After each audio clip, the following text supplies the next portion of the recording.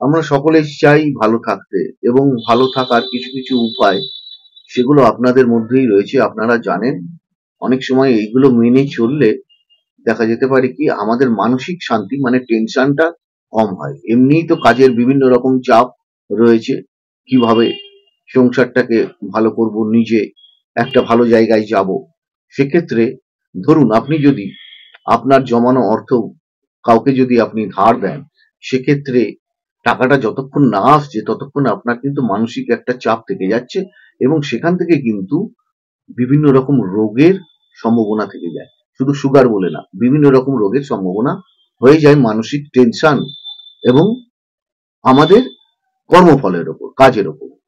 তো যাই হোক, এটা কিন্তু নির্ভর করবে হচ্ছে চন্দ্রগ্রহ, বৃহস্পতি গ্রহ।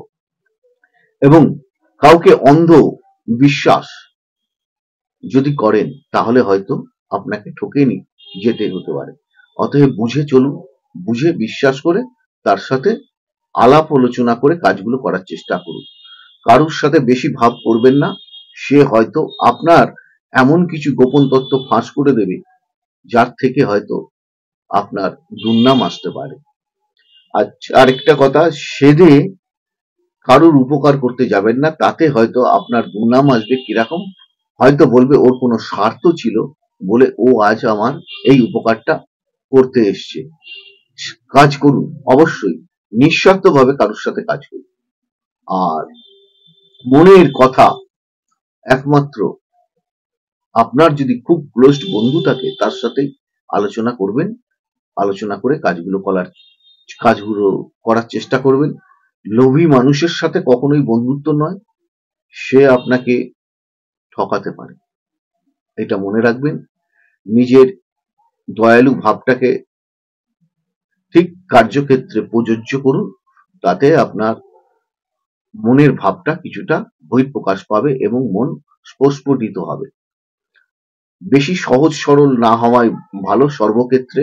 আচ্ছা, অসৎ সঙ্গ, অসৎ গুরু থেকে এড়িয়ে চলার চেষ্টা করবেন, সৎসঙ্গ করবেন, ধর্ম নিয়ে আলোচনা করবেন, তাতে জ্ঞান, বিবেক, বৈরাগ্য বৃদ্ধি পাবে।